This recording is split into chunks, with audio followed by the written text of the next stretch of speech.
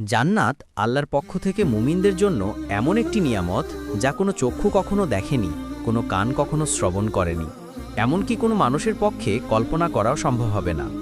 সোজা কথায় জান্নাতের তুলনা কেবল জান্নাত, দুনিয়ার কোনো কিছুর সাথে তার তুলনা হয় না।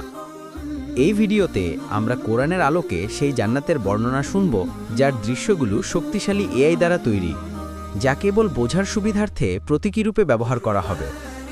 ভয়াবহ হাসরের ময়দানে যখন মানুষের জীবনের প্রতিটি কর্মের হিসাব নেওয়া হবে, তখন কারো ভাগ্যে জান্নাত নির্ধারিত হবে, আবার কারো ভাগ্যে জাহান্নাম। এইবার কল্পনা করুন, আল্লাহর রহমতে আপনি সেই সৌভাগ্যবান বান্দাদের একজন যাদের জান্নাত নসিব হয়েছে। আপনি দাঁড়িয়ে আছেন জান্নাতের দরজায়, চিরশান্তির সুন্দর জীবন কয়েক কদম দূরেই আপনার জন্য অপেক্ষা করছে। কিন্তু ভেতরে প্রবেশের আগেই আপনাকে সম্পূর্ণভাবে পরিশুদ্ধ হতে হবে, শরীর থেকে দুনিয়ার সব অবশিষ্ট দূর করতে হবে। তখন আপনাকে বিশেষ এক নদীতে গোসল করানো হবে। সেই নদীর পানি আপনার সব দুর্বলতা ও ত্রুটি দূর করে ফেলবে। আপনার শরীরের সব লোম অদৃশ্য হয়ে যাবে, দাড়ি, গোঁফ, এমনকি শরীরের অন্যান্য পশমও উধাও হয়ে যাবে। ফলে আপনি হবেন ৩৩ বছরের টকবগে সুদর্শন মানুষ। কিন্তু এখন আপনি পুরোপুরি প্রস্তুত নন, আরও কিছু ধাপ বাকি আছে।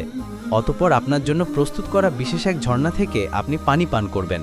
এতে আপনি হবেন সম্পূর্ণ পবিত্র, ভিতর থেকে এবং বাহির থেকে পুরোপুরি জান্নাতের জন্য প্রস্তুত। তারপর আপনি দাঁড়াবেন সেই ফেরেশতার সামনে, যার দায়িত্ব হলো আপনার জন্য দরজা খুলে দেওয়া। তার নাম হলো রিদওয়ান। যাই হোক, জান্নাতের দরজার কথা বলতে গেলে জান্নাতের মোট ৮টি দরজা রয়েছে। প্রতিটি দরজা দিয়ে মানুষ জান্নাতে প্রবেশ করবে ভিন্ন ভিন্ন আমলের ভিত্তিতে।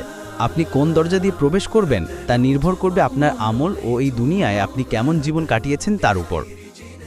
জান্নাতের প্রতিটি দরজার আলাদা আলাদা নাম রয়েছে, তবে সবগুলোর উপরে একই বাক্য লেখা, লা ইলাহা ইল্লাল্লাহ মুহাম্মাদুর রাসূলুল্লাহ।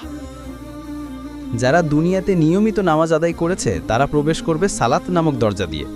দ্বিতীয় দরজা রাইয়ান, যারা রোজা রেখেছে তাদের জন্য। তৃতীয় দরজা সাদাকা, যারা সবসময় অল্প হলেও দান করেছে তাদের জন্য। চতুর্থ দরজা জিহাদ, যারা আল্লাহর পথে সংগ্রাম করেছে তাদের জন্য। পঞ্চম দরজা হজ, যারা মক্কায় গিয়ে হজ সম্পন্ন করেছে তাদের জন্য। ষষ্ঠ দরজা কাজিমুল গাইজ, যারা সবচেয়ে কঠিন মুহূর্তে নিজেদের রাগ নিয়ন্ত্রণ করেছে তাদের জন্য। সপ্তম দরজা আমান, যারা হিসাব নিকাশ ছাড়াই জান্নাতে প্রবেশ করবে।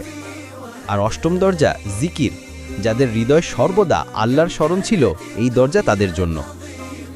যখন জান্নাতীরা দাঁড়িয়ে থাকবে তাদের নিজ নিজ দরজার সামনে, তখন জান্নাতের দরজা খুলতে শুরু করবে।